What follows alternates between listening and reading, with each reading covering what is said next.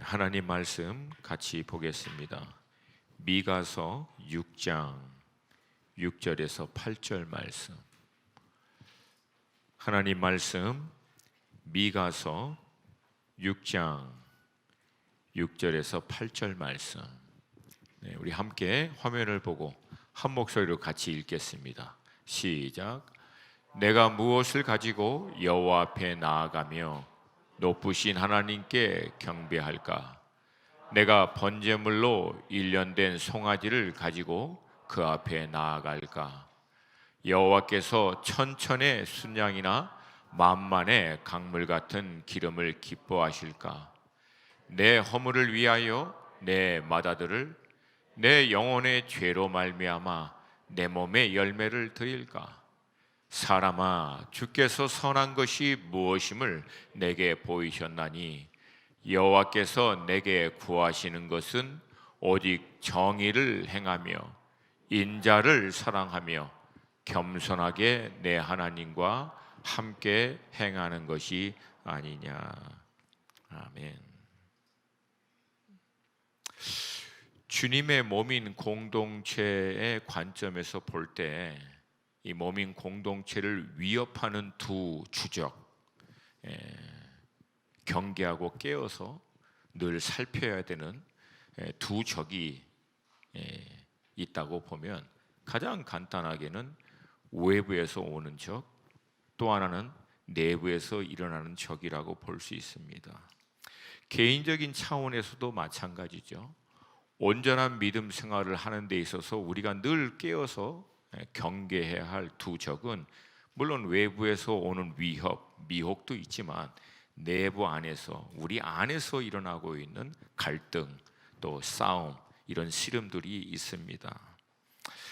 여러분, 공교롭게도 2000년 전 예수님이 이 땅에 오셔서 사역을 했을 때도 예수님은 이 두 대적을 직면하시고 사역을 행하셨습니다.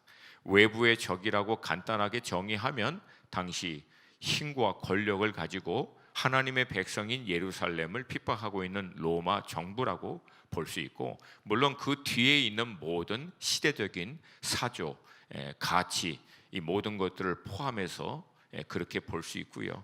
내부의 적은요, 같은 야훼 하나님을 섬기고 있고 섬기는 직분을 실제적으로 감당하고 있음에도 불구하고 실상은 우리 편이 아닌 그 부류의 사람들이 바로 대제사장들, 바리새인들, 서기관들이었습니다. 그런데 여러분, 공교롭게도 예수님이 외부의 적에 대해서는 신랄하게 맹공을 퍼붓지 않았는데, 오히려 반대로 이 내부의 적에 대해서는 다른 어느 곳에서도 찾아보지 못할 굉장히 무서운 표현까지도 써가시면서 그들을 공격하셨습니다. 이 내부의 적들이 갖고 있는 대체적으로 세 가지 모습 때문에 주님이 전문용어로 이게 뚜껑이 열리셨는데, 첫 번째가 바로 외식입니다. 감사하게도 우리는 엊그제 마태복음 6장에서 외식이 무엇인지를 정확하게 정의를 내려줬어요. 외식의 핵심은 간단합니다. 사람에게 보이려고, 그래서 사람으로부터 인정을 받으려고 하는 모든 종교적 아니면 신앙적 행위들, 그 초점이 하나님이 아니라 사람에게 있는 것, 이걸 외식으로 봅니다. 두 번째는 율법주의, 즉 율법을 온전히 지키기 위해서 장로들의 전통 유전까지도 세우면서 철저히 율법을 지킨다라고 했는데도 실상은 그 율법을 지키면서 하나님을 경외함보다는 자신들의 우월감, 자긍심에 사로잡혀 있고요. 본질적인 문제는 마음은 하나님께로부터 멀어져 있다라고 하는 거예요. 그러니까 이 율법주의의 가장 치명적인 문제는 마음이 하나님께로부터 멀어져 있는 거예요. 마지막 세 번째는 위선으로서 하나님의 말씀, 율법을 열심히 연구하고 가르치면서 정작 자기는 그 말씀을 실천하고 순종하지 않는, 이걸 이제 결국 간단하게 종합하면은 종교 행위는 굉장히 열심히 하는데, 신앙의 행위들은 열심히 하는데 실상 주님이 보실 때는 가짜라는 거예요. 가짜인데 진짜인 것처럼 흉내내는 거, 이거를 우리 주님이 제일 싫어하고 이걸 내부의 적으로 보신다라고 하는 건데, 근데 이거를 우리가 흔히 요즘 이해하는 표현으로 일컬을 때 종교주의 또는 종교의 영, 그렇게 얘기합니다. 핵심은 뭐예요? 가짜라는 거예요.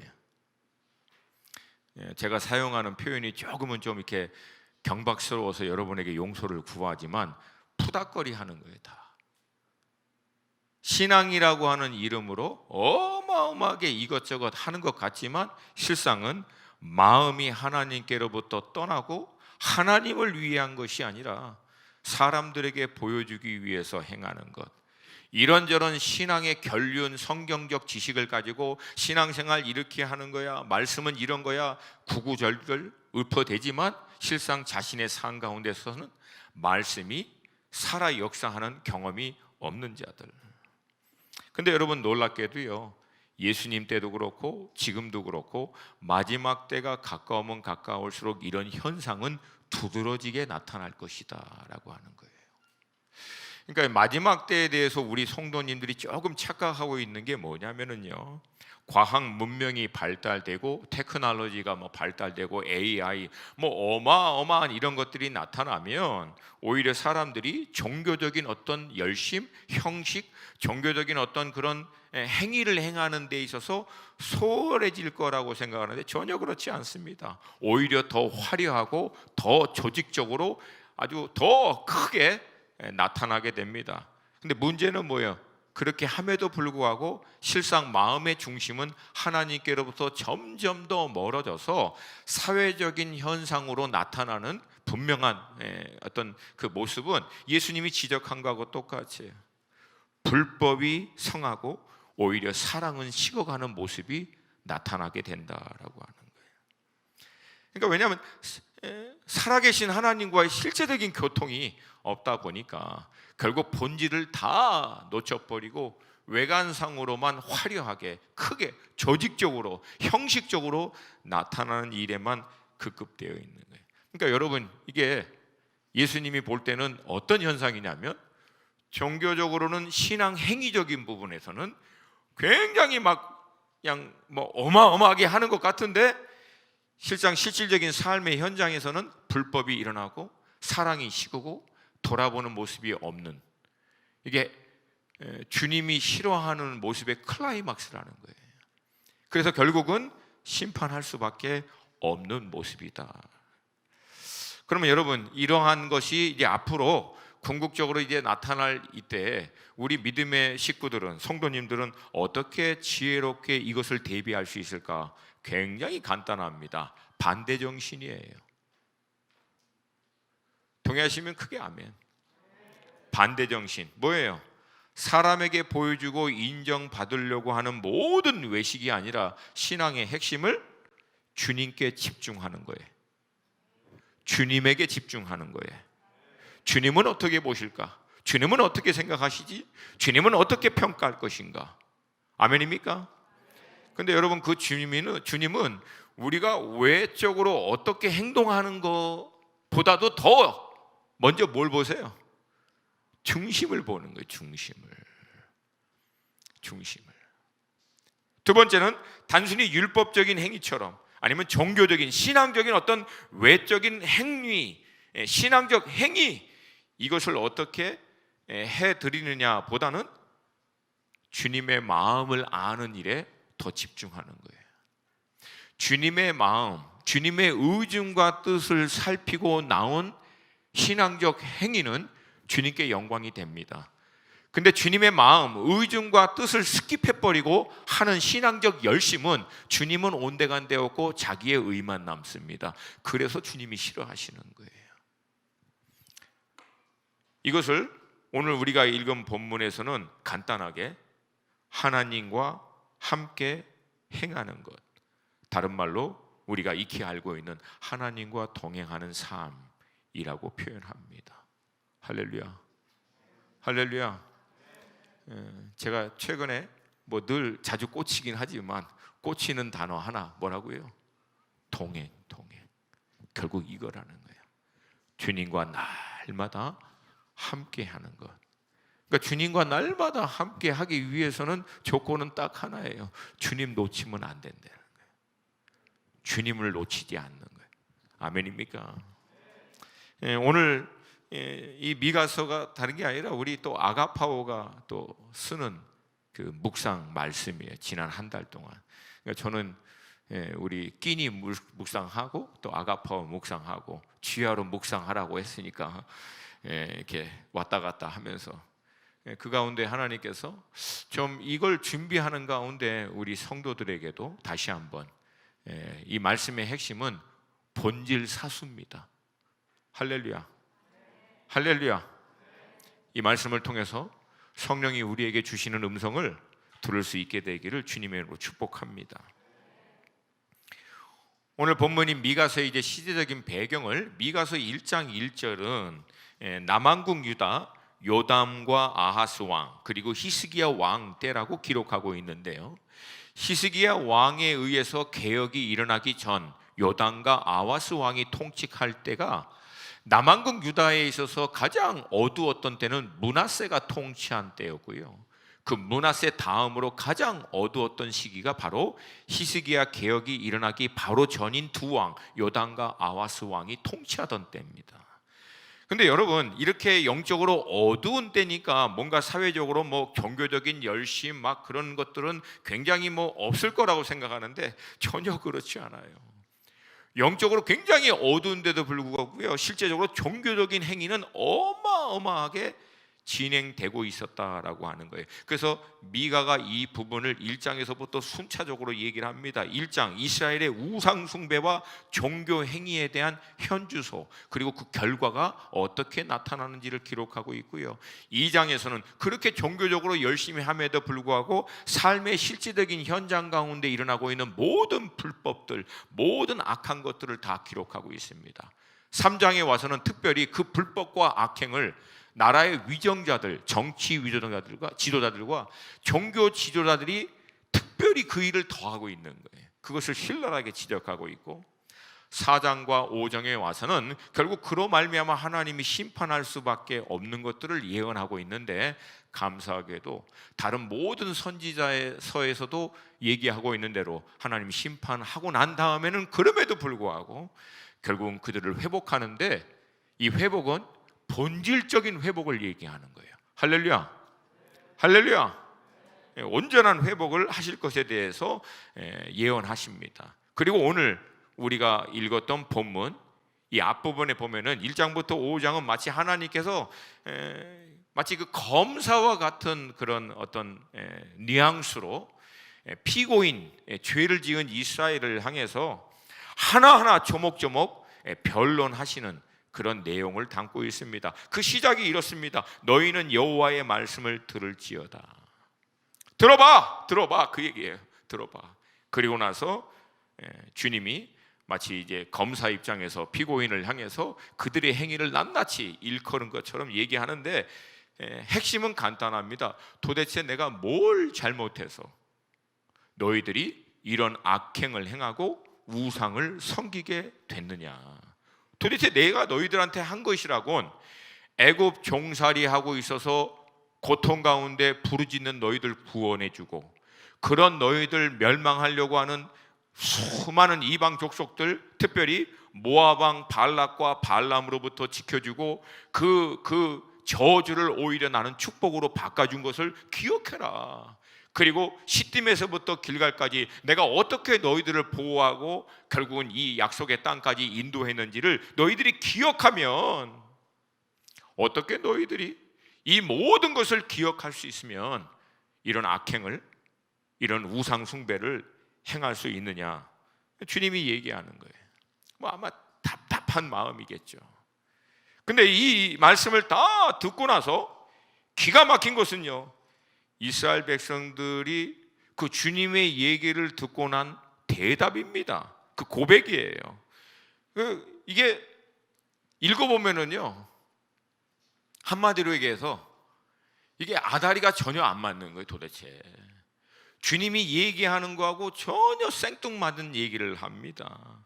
그리고 마치 자신들이 갖고 있는 종교적인 열심으로 우리가 어떻게 열심 있게 얼마나 헌신적으로 갖다 바치고 섬겼는지 아냐고 오히려 반박을 합니다.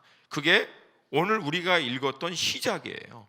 내가 무엇을 가지고 여호와 앞에 나아가며 높으신 하나님께 경배할까? 여러분, 이 말씀은요, 문맥 전후 흐름과 배경을 이해하지 못하면 굉장히 아름다운 성경 구절로 잘못 인용할 수가 있어요. 근데 이 말씀은 전혀 주님을 어떻게 내가 섬길까, 얼마나 주님을 아름답게 내가 그분에게 헌신할까, 그런 뉘앙스의 말이 아니에요. 이것은 너희들이 내가 너희들을 위해서 행한 것을 다 기억한다면 어떻게 그렇게 불법을 행하고 우상 숭배에 빠질 수 있느냐라고 얘기했더니 마치 이 뉘앙스는 아니 하나님 무슨 말씀을 하시냐고, 우리가 얼마나 하나님 열심히 섬기고 하나님 섬긴다고 갖다 바쳤는데 얼마나 열심히 섬기려고 노력했는데 그렇게 얘기하십니까? 라는 뉘앙스라는 거예요. 그리고 나서 그들이 갖고 있는 종교적인 열심을요, 하나님 앞에서 굉장히 아름다운 시적인 표현으로 반박합니다. 저는 이걸 이렇게 묵상하면서 막 악하다 그런 생각보다는요, 무섭다라는 생각. 여러분, 대제사장과 바리새인과 서기관은요, 예수님이 하나님을 모독한다고 십자가에 못 박은 거예요. 하나님을 위해서, 하나님의 거룩한 영광스러운 하나님을 모독하는 저 파렴치한 인간이라고 해서 메시아를 십자가에 못 박아버린 거예요. 열심으로. 그러니까 여러분, 하나님의 마음, 의중과 뜻, 이 진리의 말씀을 떠난 열심, 이거는 그 어떤 것보다도 무섭습니다. 6절과 7절 이들이 하는 고백입니다. 우리 한 목소리 같이 읽겠습니다. 6절 7절 시작. 내가 무엇을 가지고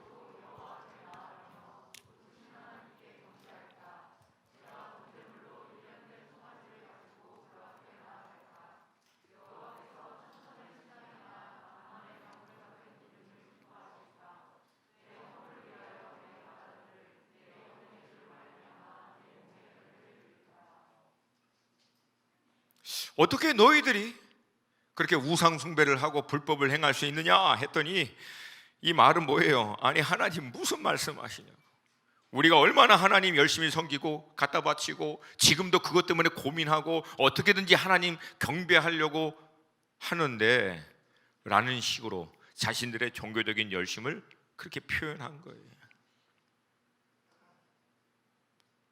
여기서 얘기하고 있는 1년 된 송아지, 이건 극상품을 갖다 드렸다는 거예요. 뭐 조심스럽긴 하지만 제가 알바니아 가서 1년 된 송아지 구이를 한번 먹어봤어요. 그 다음에 제가 알바니아를 3년 내내 갔습니다. 혹시 여러분도 이 1년 된 송아지 구이가 어떤 맛인지 알기 싶으면 알바니아로 가시기를 도전드립니다. 뭐 이거는 말로 표현이 안 돼요. 그러니까 극상품을 구별해서 드린 거예요. 천천의 순양은, 여러분 제가 이걸 묵상하다가 뭐가 생각나냐면 솔로몬의 1000번제입니다. 근데 오늘 본문은 천의 천이에요.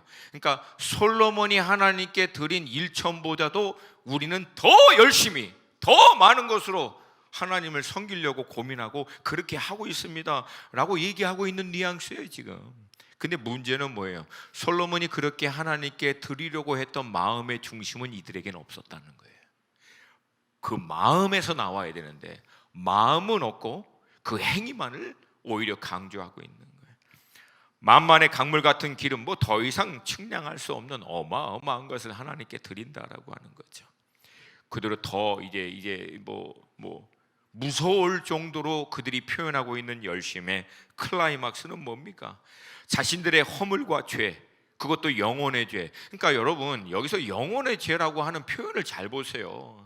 관심이 있다는 거예요. 영혼에 대해서, 죄에 대해서. 전혀 막 막무가내로 그냥 막 종교적인 열심으로 무대뽀로 한다는 게 아니라, 우리도 이렇게 우리 안에 있는 영혼, 우리의 죄에 대한 문제를 해결하기 위해서 나름대로 몸부림칩니다 라고 표현하고 있는 거예요.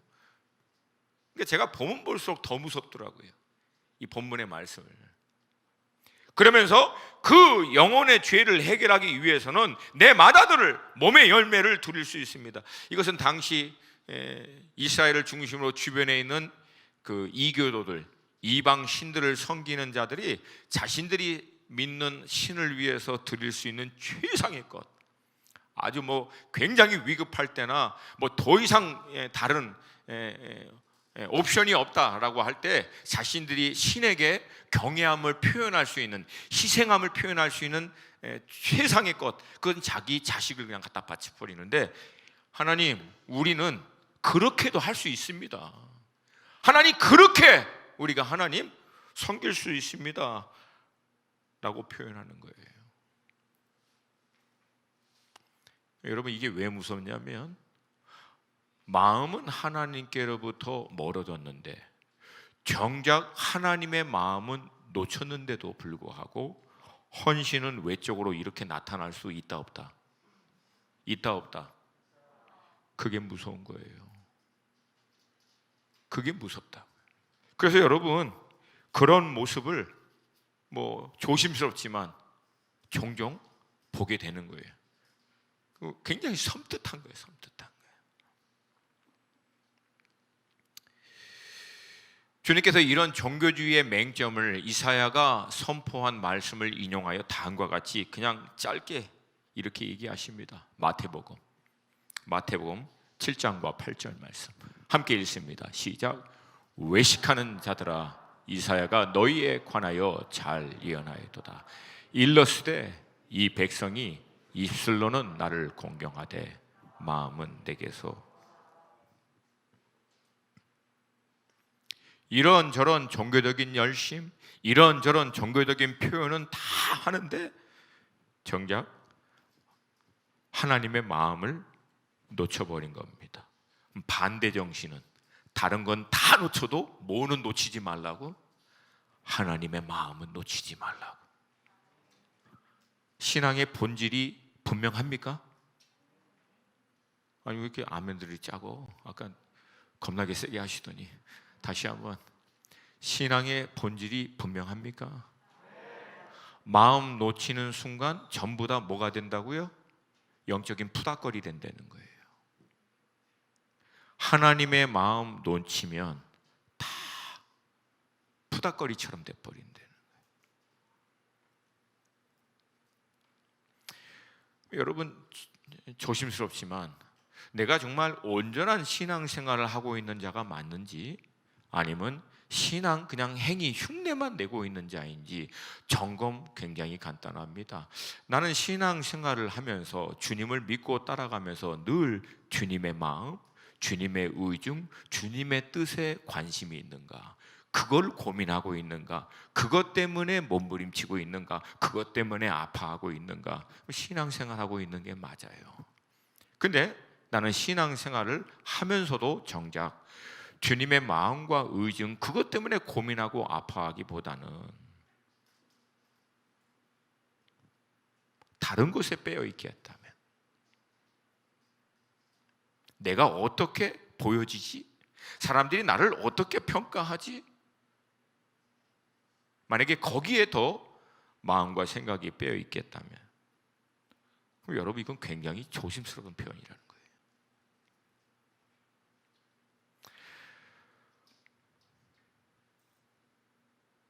여러분, 하나님의 마음을 놓쳐버리고 신앙생활하면 뭐만 남는지 아십니까? 나와 사람들만 남아요. 신앙생활을 하는 데 있어서 하나님을 놓치면 남는 것은 나와 주변의 사람들만 남아요. 그럼 뭐에 신경 쓰겠습니까? 나와 사람들에게만 신경 쓸 수밖에 없다는 거예요. 다른 사람들이 나의 신앙생활을 하는 것에 대해서 어떻게 보고 있을까? 어떻게 평가할까? 그리고 나 내 신앙생활은 나에게 얼마나 만족스러운가, 얼마나 기쁨을 주는가, 나는 이 신앙생활로 말미암아 얼마나 은혜를 누리고 있는가. 물론 전혀 나쁜 말은 아니지만 하나님은 온데간데 없고 그것만 남는다는 거예요. 그러니까 예배를 드릴 때도 만족, 예배가 잘 드렸느냐 잘 드리지 않았느냐, 하나님이 얼마나 이 예배를 통해서 영광을 받았느냐는 온데간데 없고, 이 예배 가운데 하나님의 의중과 뜻이 무엇이냐, 이것은 온데간데 없고, 예배를 통해서 내가 얼마만큼 은혜를 받았느냐, 이게 나쁜 말은 아닌데 본질을 놓쳐버리면 치명적일 수밖에 없다라고. 여러분, 왜 예수님이 이런 외식하는 자와 율법주의자들에 대해서 제 표현으로 이게 뚜껑이 열리셨냐면, 이들은 근본적으로 하나님을 경외하는 게 아니라 하나님을 이용하는 거라는 거예요. 이게요, 차라리 하나님이 없다라고 부정하는 사람은 하나님이 계신 것을 증명만 할 수 있으면 설득이 빨라요. 근데 하나님이 계신 것을 인정하는 듯 하면서 결국은 하나님을 경외함이 아니라 오히려 이용하려고 들고 있는 이 뒤틀리고 이 굳어져 있는 마음은 회복하기가 정말 힘듭니다. 그게 오랫동안 마지막까지 갔다라고 보니까 예수님은 대제사장과 바리새인과 서기관들, 예수님에게 직접 겸손히 찾아온 몇 명 빼고는 이 부류의 사람들에게는 복음 전하지도 않았어요. 무서운 얘기입니다.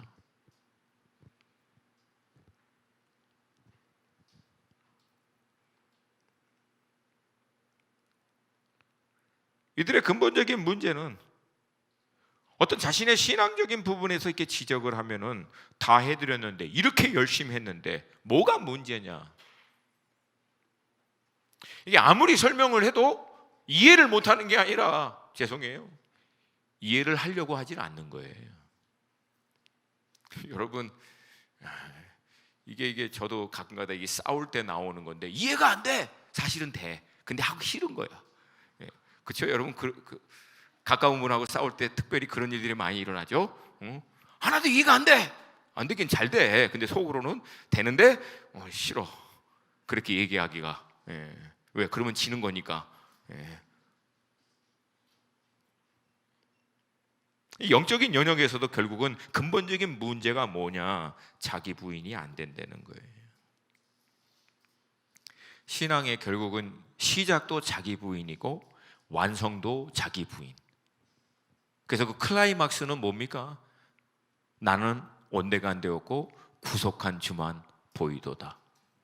할렐루야, 할렐루야. 근데 종교는 주님은 온데간데 없고 나만 보여, 나만.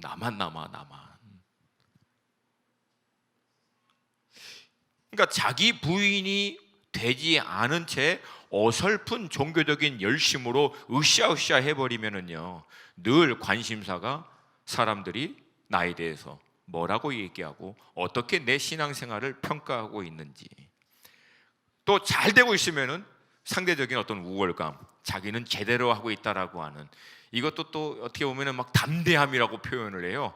담대함은 주님의 임재로부터 나오는데 주님의 마음으로부터 떠난 사람이 어떻게 담대할 수 있을까? 야, 이것도 놀라워요, 놀라워. 이 기가 막힌 이제 반문을 듣고 나서 미가 선지자가 이제 하나님의 마음을 가지고 그들에게 핵심을 얘기합니다. 그게 8절 말씀이에요. 8절 말씀. 함께 읽습니다. 8절 시작. 사람아, 주께서 선한 것이 무엇임을 내게 보이셨나니 여호와께서 내게 구하시는 것은, 여기까지. 주께서 선한 것이 무엇임을 내게 보이셨나니 여호와께서 내게 구하는 것은, 잘 보세요.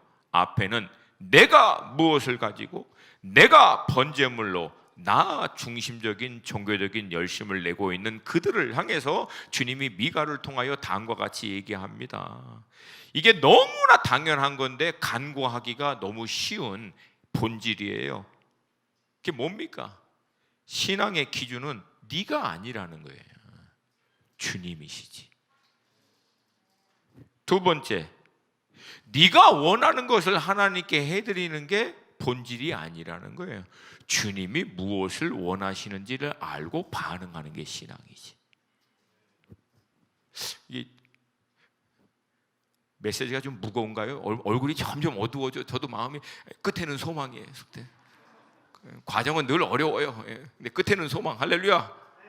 그래서 제가 성경 말씀을 좋아해요. 막 저도 이거 보면서 이게 내가 아니야? 나도 그런 거 아니야? 막 저도 어려운 그 환란을 다 통과하고 여기 선 거예요. 이거 묵상하면서 이게 쉽게 묵상이 안 돼요. 이런 본문은 너를 향한 내 계획은 소망이요. 막 이런 거 하면 막 나도 좋지요. 근데 해필 묵상했는데 이게 나오는데 어떻게? 뭘 얘기하려다가 반박을 하는데 핵심은 뭐예요? 첫 번째, 네가 기준이 아니라 누가 기준이다? 주님이 기준이시다. 이거 얼마나 단순한 진리입니까? 근데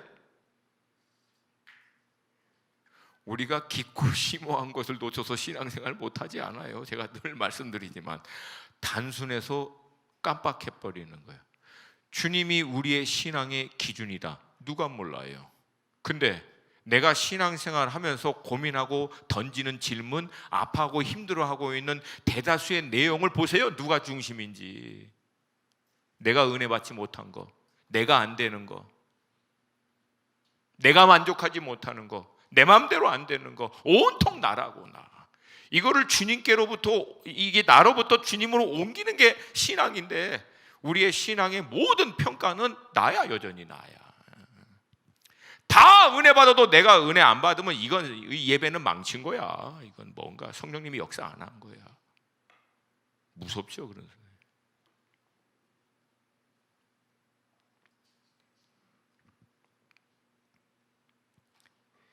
그래서 여러분, 온전한 신앙은 주님을 집중합니다. 주님을 집중합니다. 주님을 집중합니다. 그러니까 나로부터 떠나서 주님께로부터 시작하는 게 신앙생활의 시작이에요. 시작. 두 번째는 내가 원하는 것을 주님께 해드리는 게 아니라 주님을 집중하고 주님으로부터 시작해서 결국은 어디까지 들어가냐면 주님의 마음의 중심에 있는 것, 주님의 의중, 주님의 뜻, 주님이 원하는 것까지도 분별하는 거예요. 그리고 그것에 나를 맞추는 것. 로마서 12장 1절과 2절, 우리가 그토록 잘 알고 있는 거, 하나님의 선하시고 기뻐하시고 온전하신 뜻을 분별하여 그 뜻에 나를 맞추는 게 1장, 로마서 1장 11장 1장부터 11장까지 얘기하고 있는 그 어마어마한 그리스도 예수 안에 있는 하나님의 사랑에 온전히 은혜를 경험한 사람이 결국 나타내는 반응이 무엇이냐? 선하시고 기뻐하시고 온전하신 뜻을 분별하고 그 뜻에 나를 맞추는 거라는 거예요.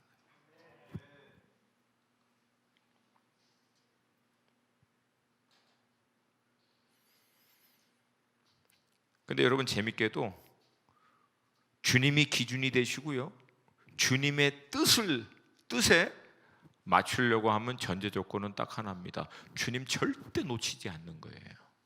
쥐하로 주님을 놓치지 않기 위해서 묵상합니다. 그러니까 여러분, 말씀을 쥐하로 묵상하라고 하는 거, 다른 표현으로 하면 쥐하로 누구를 묵상하라? 주님을 묵상하라. 왜? 말씀이 육신되어 이 땅 가운데 오신 분이 예수님이시니까. 할렐루야. 할렐루야.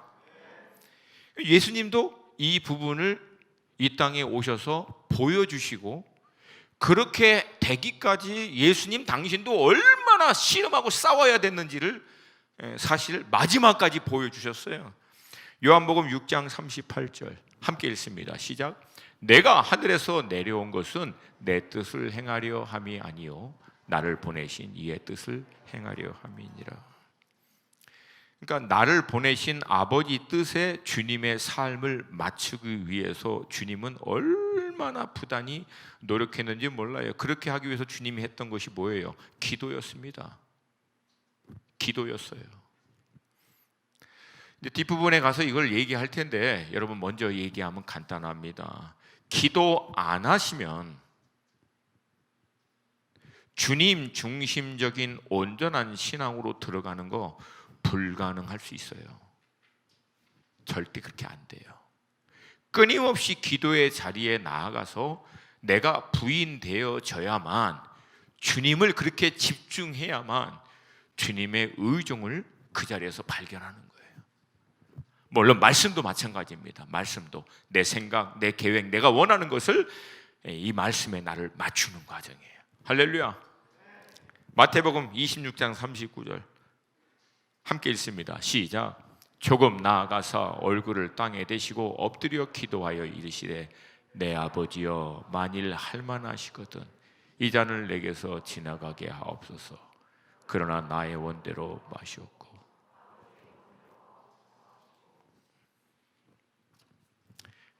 그러니까 아버지의 뜻에 온전히 자신을 맞추는 작업이 예수님에게도 쉬웠다, 어려웠다? 어려웠어요.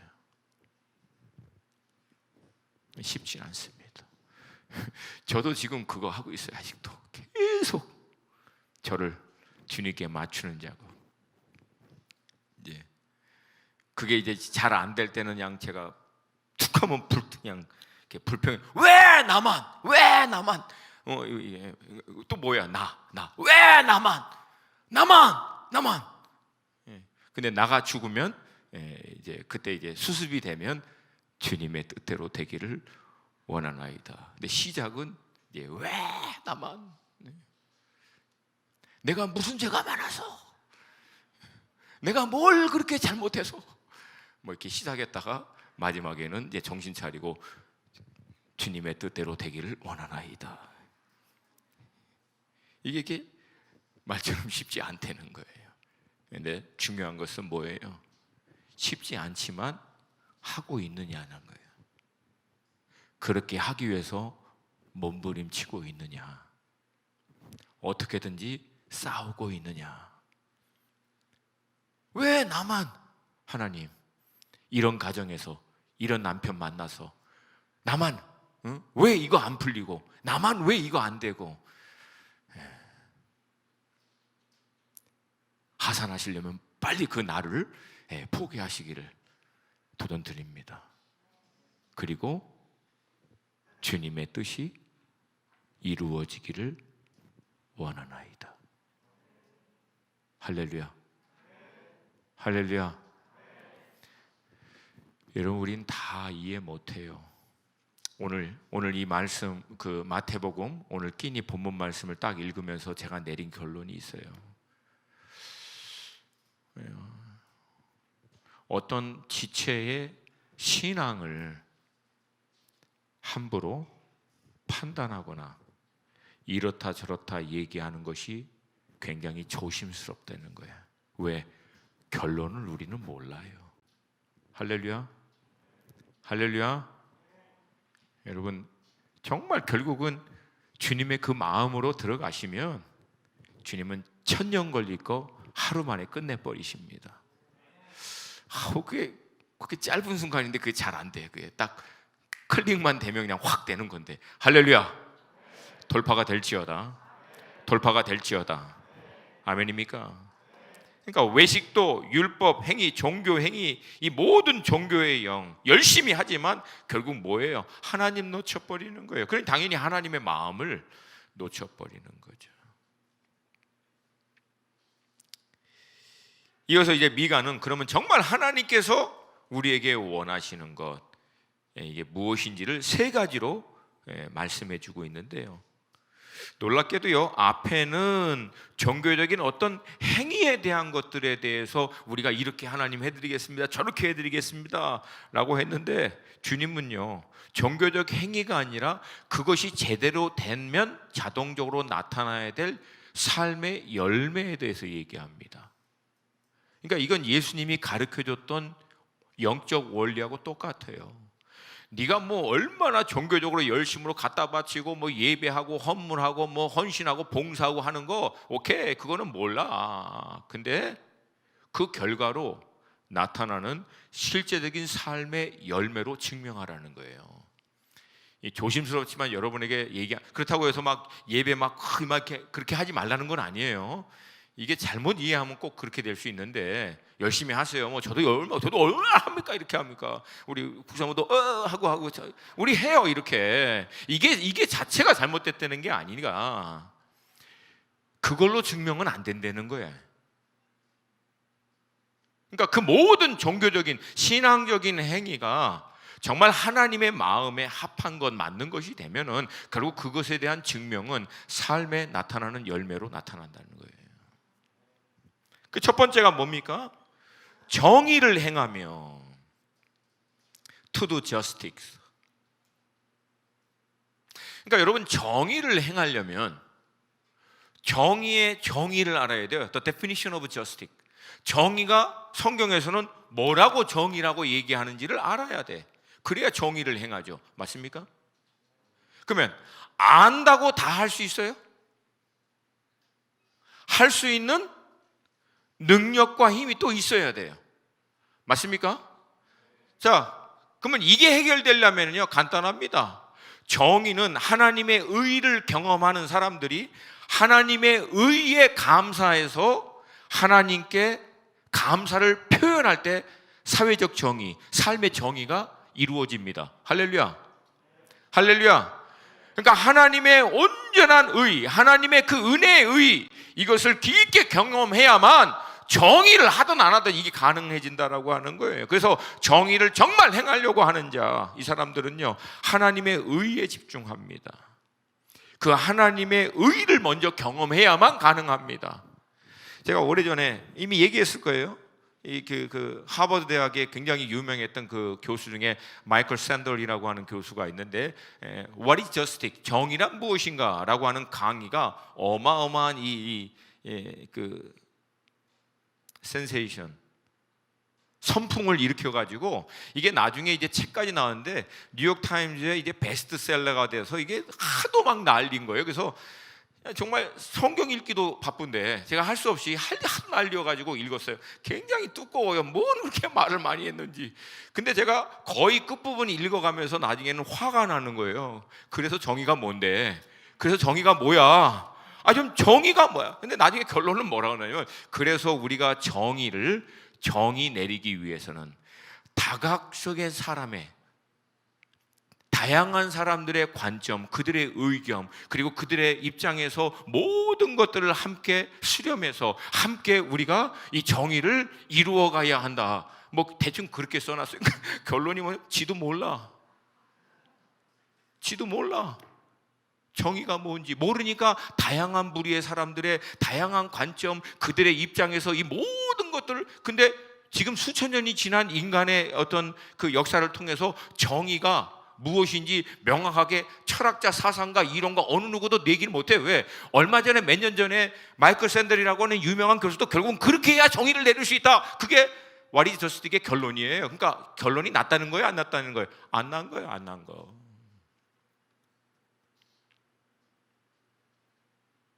근데 성경은 뭐라고 얘기합니까? 하나님의 의를 경험하는 사람들이 삶에서 그 의를 추구할 때 나타나는 열매가, 의를 경험한 자들이 하나님의 그 의를 쫓아 살려고 할 때 나타나는 것이 정의예요. 가정의 정의, 사회의 정의, 국가와의 정의, 국제적인 정의. 할렐루야. 할렐루야. 하나님을 떠나면 정의가 그러면 회복되겠습니까? 안 되겠습니까? 절대 안 됩니다. 그래서 마지막 때에 종교적인 이런 행위를 많이 함에도 불구하고 오히려 정의가 아니라 불법이 일어날 수밖에 없는 게 하나님으로부터 떠나서 그래요. 두 번째는 알아도 할 수 있어야지. 정의를 안다고 쳐. 정의는 A다. 근데 문제는 뭐예요? A를 안다라고 할 수 있냐는 얘기예요. 이게 예화가 좀 죄송해요, 우리 자매님들, 또 성숙하신 분들은. 남자들이요, 영화 보고 나올 때 막 영화 주인공이 막 근육 이렇게 나오고 그러면요, 막 바로 다음 날 가서 헬스장에서 멤버십 끊습니다. 저거야, 앞으로. 근데 그걸 이루는 사람은 1%도 안 돼요. 왜? 몰라서 그렇게 안 되는 게 아니라 알아도 못해. 저희 아이들 그 학교 그 학부모 교육을 위해서 추천 도서가 있는데, 그것도 이제 하버드 대학에 대한 책인데, 이게 제목이 인생은 어떻게 인생을 살 것인가. 이제 제목은 그럴싸해. 근데 이제 하버드 대학을 졸업한 많은 그 각 영역에서 성공한 사람들이 어떻게 그 성공을 이뤘는지에 대해서 이제 쭉 써놓은 거예요. 그래서 어떻게 성공한 인생을 살 수 있을 것인가, 뭐 대충 그냥 그런 내용을 써놨는데, 내가 읽으면서 계속 그런 거예요. 읽으면서 누가 모르나? 누가 몰라? 그렇게 하면 다 성공하는 거? 제가요, 여러분에게 성공 비결 100가지 얘기해 줄 수 있어요. 지금 여기서 그냥 지금 만들어서 얘기할 수 있어. 새벽에 일찍 일어나는 사람은 반드시 성공합니다. 밤늦게까지 열심히 일하는 사람은 성공합니다. 모든 사람들에게 존귀하게 아름답게, 그들의 막 인간성이 얼마나 나쁘든 간에 정말 여러분이 열심히 그 사람들을 사랑하고 섬기면 성공합니다. 더 얘기해 줄까요? 근데 문제는 뭐야? 그 몰라서 못해? 안 돼. 이 모든 근원은, 힘과 능력의 근원은 누굽니까?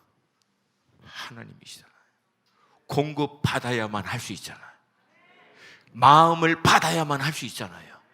그러니까 하나님을 떠나면 안 된다는 거예요. 놓치면 안 된다는 거예요. 아멘입니까? 이건 단순히 의의를, 정의를 실천해라, 그 얘기가 아니라는 거예요. 더 본질적으로 들어가면 정의가 무엇인지를 알기 위해서 정의의 근원 되신 하나님 집중해라.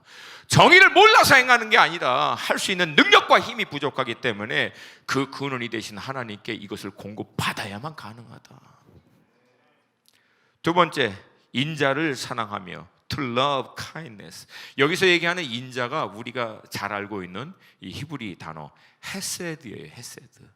우리가 신앙생활을 오래 하신 분들은 익숙해서 알고 있는 이 헤세드라고 하는 단어는 하나님이 우리에게 그냥 무조건적으로 보여주신 선행, 선함, 친절함, 인애, 긍휼, 이 모든 걸 총합해서 헤세드라고 얘기하기 때문에 이 헤세드는 어떻게 한두 단어로 표현할 수 없는 거예요. 근데 가장 쉬운 표현은 도움이 필요한, 어려운 가운데 있는 사람을 아무 조건 없이 인애와 긍휼, 도움의 손길을 베푸는 것, 이것을 헤세드라고 볼 수 있습니다. 근데 여러분, 여기서 재밌는 표현이 나와요. 앞에 정의는 행하라고 했는데 여기서 헤세드는요, 사랑해라 라고 나와요. To love, 헤세드.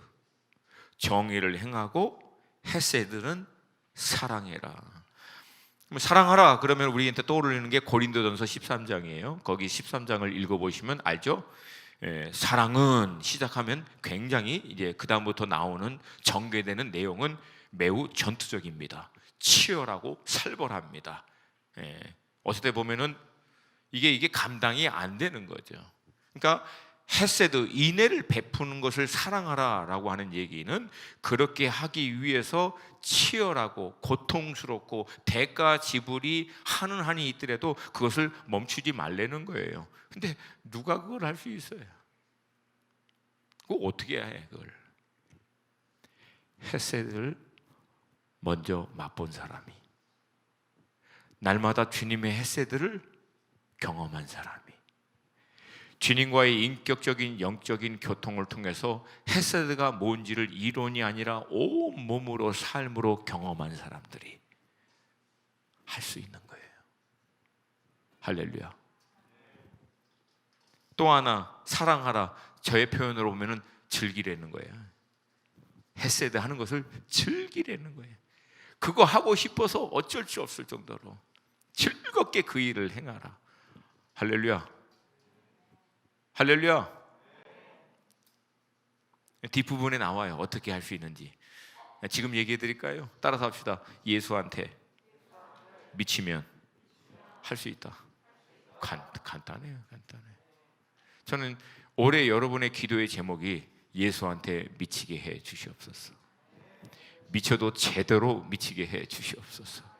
예수 외에는 배는 게 없도록 미치게 하여 주시옵소서.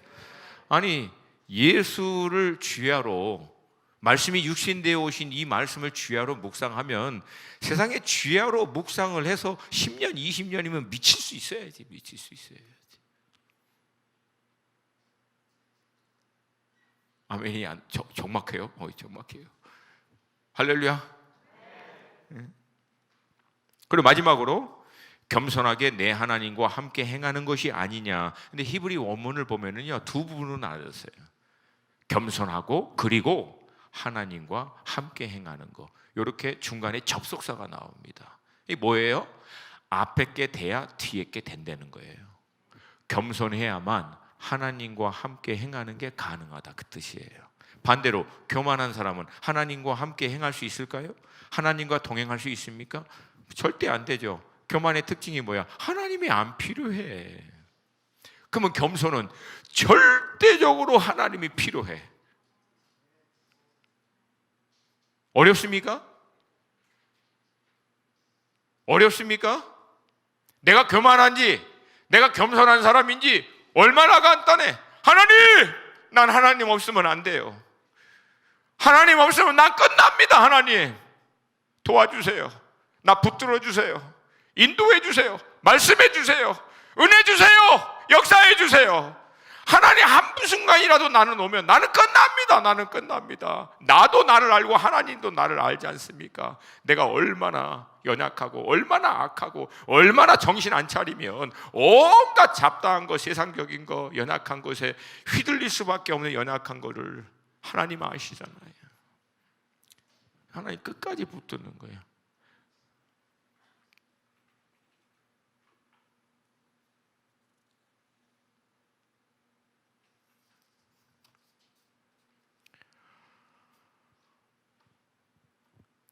하나님과 함께 행하는 것이 무엇입니까? 하나님과 동행하는 삶. 책도 있어요. 하나님을 경외하는 삶, 하나님과 동행하는 삶. 간단해요. 날마다 매 순간마다 하나님을 찾고 붙드는 거예요. 조금 복잡하지만 제가 간단하게 이제 소망이 나와요. 이제 소망이 이거 다 어떻게 해요? 저도 그러다가 마지막에 이제 소망이 생긴 거예요. 자, 우리의 내부의 적, 종교의 영 또는 종교 행위, 여기에 붙들릴 때 실상은 하나님께 아무 관심이 없고 사람에게 어떻게 보이거나 사람에게 어떻게 인정을 받으려고 하는 위선, 경계하라. 두 번째, 종교적인 신앙적인 행위, 외적인 행위는 열심히 하는데 실상 하나님의 마음에 대해서는 관심이 없거나 마음을 놓쳐버리는 거, 이거를 경계하라. 신앙생활은 이렇게 하는 거야, 성경 말씀은 이런 거야, 이거저거 주저주절 다 얘기하는데 실상 그 말씀이 자신의 삶을 변화시키고 열매를 맺는 것은 없고 떠들기만 하는 위선을 경계하라. 그리고 반대로 하나님이 선하다고 하시는 것, 하나님이 우리에게 구하시는 것은 정의와 인애를 통해서 하나님과 함께 하는 건데요, 이 정의와 인애를 예수님이 이 땅에 오셔서 성취하신 거예요. 이 하나님이 선하다고 하는 것, 우리에게 요구하시는 것을 예수님이 이 인애와 정의를 성취하신 곳이 곧 십자가입니다. 하나님의 의를 이루시고 동시에 하나님의 헤세드, 변함없는 무조건적인 인애와 긍휼을 자기 안에서 온전히 이루신 분이 바로 예수님이십니다. 그래서 하나님이 선하다고 하는 것, 하나님이 우리에게 구하시는 것 하나예요. 예수 그리스도, 이분을 놓치지 말라는 거예요. 예수 그리스도를 놓치지 말라는 거예요. 아멘입니까? 아멘입니까? 저는 이 말씀을 쭉 묵상하면서 결국 깨달은 게 있어요. 신앙은 지난 주일도 말씀드렸지만 결국 예수 그리스도구나. 내 안에 오직 예수 그리스도로만 충만케 되는 것, 오직 내 삶 가운데 예수 그리스도만이 남게 되는 것, 우리의 예배가 지나간 자리에 오직 예수의 영광만이, 예수의 기쁨만이, 예수의 뜻만이, 예수의 마음만이 남게 되는 거. 할렐루야, 할렐루야. 그럼 여러분, 이 예수 그리스도로 온전해지려면, 충만해지려면 어떻게 하면 됩니까? 간단해요. 간단해요. 매 순간마다 묻는 거예요. 예수님의 마음에는 뭐가 있지? 예수님은 뭘 원하시지? 예수님이라면 어떻게 하셨을까? 예수님은 예배 어떻게 드렸을지? 예수님은 기도 어떻게 하셨지? 예수님은 영혼들을 인애와 사랑으로 어떻게 섬겼지? 예수님은 아버지의 뜻을 쫓기 위해서 어떻게 하셨지? 어떻게 예수님은 마지막까지 순종하셨지? 예수님은 의의 인애의 열매를 어떻게? 결론은 예수한테 미치면 종교에서부터 자유하여 하나님이 원하시는 온전한 신앙으로 들어가게 될 줄로 믿습니다.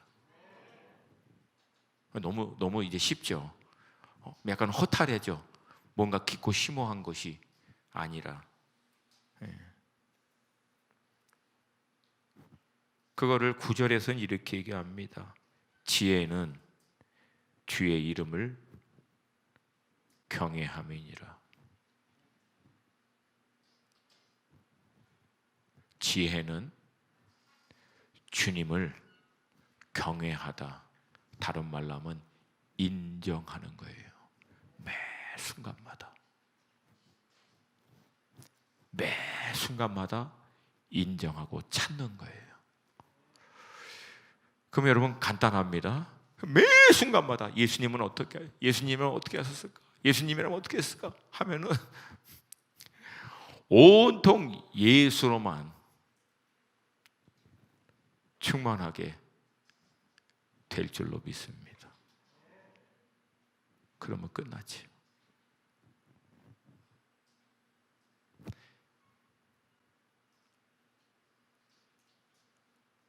여러분이 지나간 자리에 예수만 남고, 여러분이 지나간 자리에 예수의 뜻이 이루어지고, 예수의 향기가 남고, 예수가 영광을 받고, 사람들이 예수를 보게 되면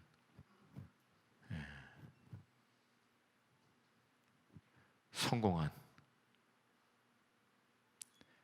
믿음 생활이, 하나님이 기뻐하는 믿음 생활이 될 줄로 믿습니다. 그래서 제가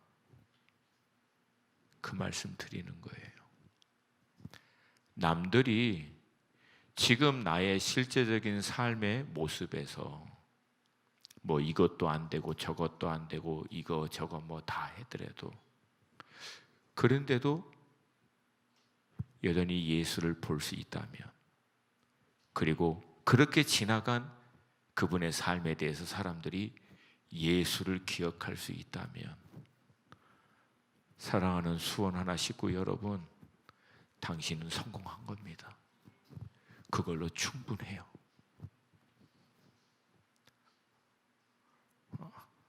아멘이 별로 안 커요. 다시 해야 되나? 이게 클라이막스인데. 그러면 여러분, 당신은 성공한 겁니다. 세상에서 누가 뭐라고 얘기하든 하나님이 기뻐하시는 것이 될 줄로 믿습니다. 할렐루야. 우리 좌우에 계신 지체들하고 한번 좀 선포했으면 좋겠어요. 오직 예수. 여러분, 그러면서 내가 깨달은 게 있어요. 우리 옛날에 믿음의 선배님들 학교도 제대로 못 나오고 뭐 말씀, 신학 이런 거 연구 깊이 못하고 막 단순하고 했는데, 오직 예수, 오직 예수. 우리 막 이제 좀 조심스러워요. 뭐 말씀의 깊이를 알고 뭐 어마어마한 신학적인 연구를 하고 막 그런 사람들이 볼 때는 막 시골에 막 그 오직 예수 피켓 들고 막 그러면 저러니까 예수 안 믿지. 아유, 저기 무식하고 저렇게 막 오직 예수가 되기까지 그분이 어떻게 했겠어요? 제가 그걸 어느 순간에 딱 깨닫는 순간, 아유, 나도 이렇게 함부로 했던 이 저동아리를 막 때리고 싶더라고. 아휴, 정말. 오직 예수면 다 됐지 뭘. 오직 예수면 다 된 거죠 뭘. 더 이상 뭘요. 나를 통해서 오직 예수가 남으면 된 거지 뭘. 아멘입니까? 아멘입니까? 성공 못하고 뭐 사업 잘 안 되고 뭐 이것저것 다 안 돼도 결론이 그래도 저 사람은 예수한테 미쳤다. 예수한테.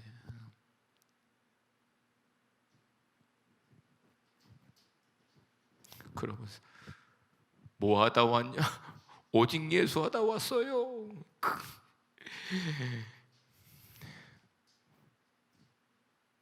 뭐 하다 왔니? 오직 예수 하다 왔어요.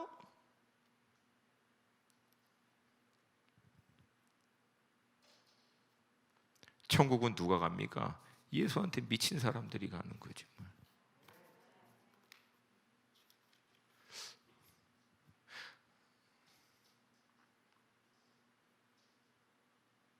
내가 나이가 들었나 봐요. 끝내야 되는데 자꾸만 이렇게 잔소리가 나와요. 잔소리가.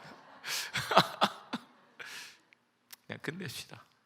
우리 찬양팀 좀 앞에 나와주시고, 여러분 괜찮으시면 다 함께 좀 자리에서 일어났으면 좋겠어요. 갑자기 그 찬양이 막 하고 싶네요. 저는 사실 그거 안 좋아해요. 그 찬양. 좀 죄송한 표현, 약간 좀 경박스럽다고나 할까? 저도 나름대로 수준이 있어서.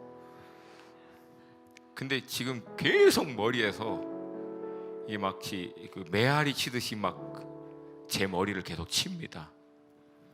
난 예수가 좋다고. 난 예수가 좋다고. 난 예수가 좋다고. 주님, 우리 삶 가운데 예수만 남게 하여 주시옵소서. 오직 예수입니다. 내 신앙의 시작도 예수고 내 신앙의 결론도 예수입니다. 내가 지나간 자리, 내 평생에 지나간 자리에 예수님만 남게 하여 주시옵소서. 내 머리끝부터 발끝까지 예수로만 충만하게 하여 주시옵소서. 예수 외에 예수님께로부터 오지 않은 모든 것은 성령의 불로 머리끝부터 발끝까지 다 꼬실라 주시옵소서. 싹 다 태워버려. 그리고 오직 예수로만 나를 충만케 해 주시옵소서. 내가 지나간 자리 예수 향기 남게 하시고 예수님의 말씀 남게 해 주시옵시고 예수님의 뜻, 예수님의 마음, 예수님의 모습, 예수님의 영광, 예수님의 뜻, 그것만 온전히 남는 인생 되게 해 주시옵소서. 주님, 예수의 마음 내게도 부어 주셔서 나도 예수처럼 미치게 하여 주셔서 예수님이 사랑하는 영혼들 사랑하고 섬기게 하여 주시옵시고 예수님이 끝까지 쫓았던 아버지 하나님의 뜻, 나도 그 뜻에 나를 온전히 맞춰 또 끝까지 쫓을 수 있도록 하여 주시옵소서. 성령님, 예수의 마음을 부어 주시옵소서. 예수로 우리를 머리끝부터 발끝까지 충만케 하여 주시옵소서. 이 제목으로 우리 주님의 이름 한번 부르고 우리 함께 통성으로 기도하겠습니다.